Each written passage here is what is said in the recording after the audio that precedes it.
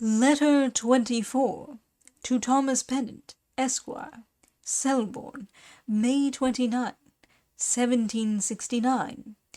Dear Sir, the Scarabaeus Fulo I know very well, having seen it in collections, but have never been able to discover one wild in its natural state.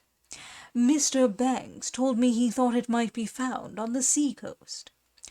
On the 13th of April I went to the sheep-down, where the ring-ouzels have been observed to make their appearance at spring and fall, in their way perhaps to the north or south, and was much pleased to see 3 birds about the usual spot.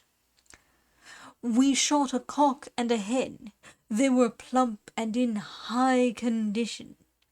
The hen had but very small rudiments of eggs within her, which proves they are late breeders, whereas those species of the thrush kind that remain with us the whole year have fledged young before that time.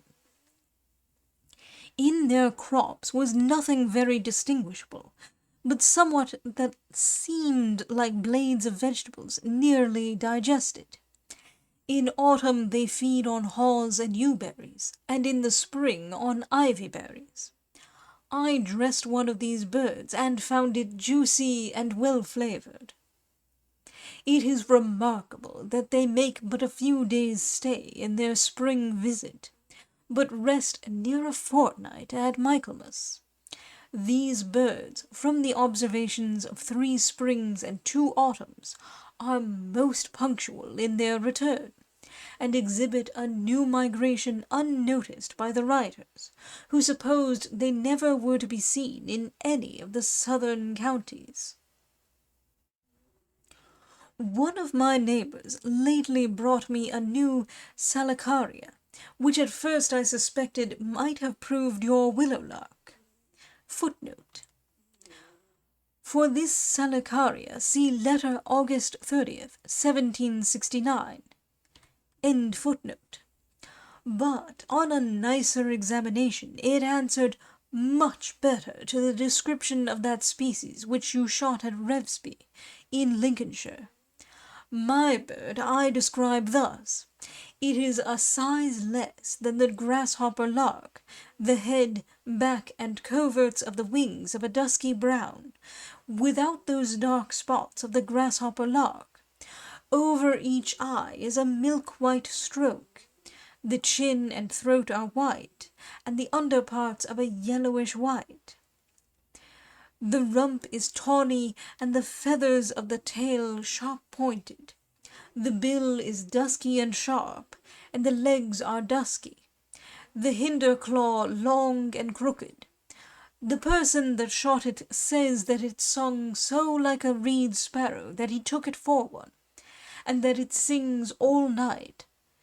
But this account merits further inquiry. For my part, I suspect it is a second sort of locustella, hinted at by Dr. Durham in Ray's letters. See page 108. He also procured me a grasshopper lark. The question that you put with regard to those genera of animals that are peculiar to America, namely how they came there and whence, is too puzzling for me to answer, and yet so obvious as often to have struck me with wonder. If one looks into the writers on that subject, little satisfaction is to be found. Ingenious men will readily advance plausible arguments to support whatever theory they shall choose to maintain. But then the misfortune is, everyone's hypothesis is each as good as another's, since they are all founded on conjecture. The late writers of this sort, in whom may be seen all the arguments of those that have gone before, as I remember, stalk America from the western coast of Africa and the south of Europe, and then break down the isthmus that bridged over the Atlantic. But this is making use of a violent piece of machinery. It is a difficulty worthy of the interposition of a god. Incredulus odi. To Thomas Pennant, Esquire, The naturalist's summer evening walk.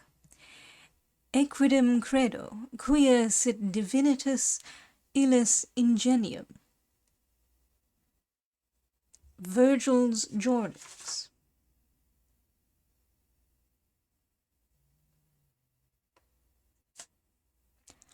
When day declining sheds a milder gleam, what time the mayfly haunts the pool or stream, when the still owl skims round the grassy mead, what time the timorous hare limps forth to feed, then be the time to steal adown the vale, and listen to the vagrant cuckoo's tale, to hear the clamorous curlew call his mate, or the soft quail his tender pain relate, to see the swallow sweep the darkening plain, belated to support her infant train, to mark the swift in rapid giddy ring dash round the steeple unsubdued of wing.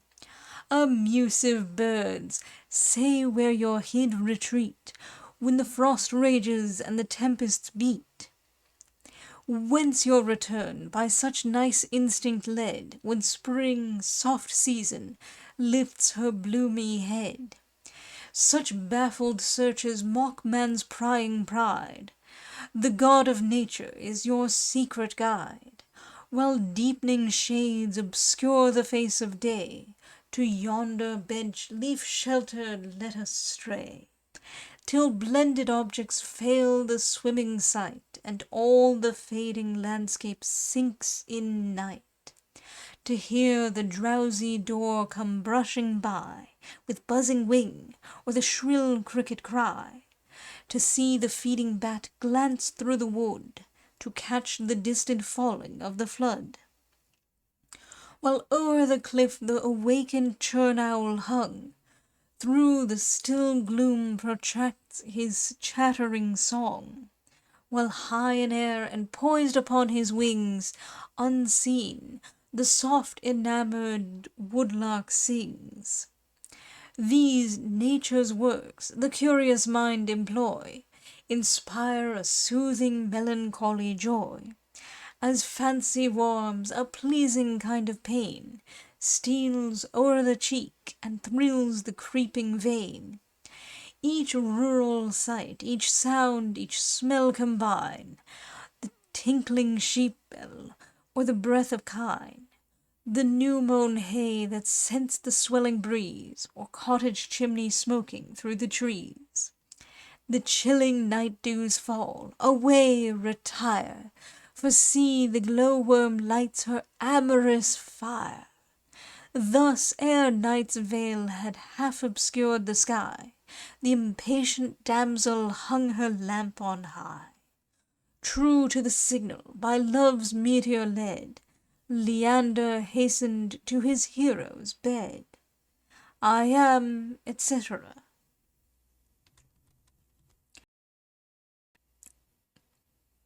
What time the mayfly? Footnote. The angler's mayfly, the Ephemera vulgata Linnaeus, comes forth from its Aurelia state and emerges out of the water about 6 in the evening, and dies about 11 at night, determining the date of its fly state in about 5 or 6 hours.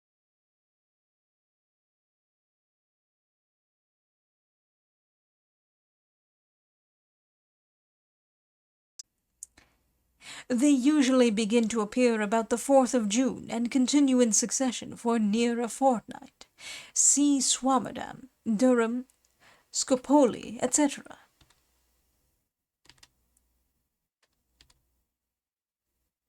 And listen to the vagrant cuckoo's tale. Footnote. Vagrant cuckoo, so called because, being tied down by no incubation or attendance about the nutrition of its young, it wanders without control. To the clamorous curlew. Footnote. Charadrius edicnimus. With the buzzing wing or the shrill cricket cry. Footnote. Gryllus campetrus. Unseen, the soft enamored woodlark sings. Footnote.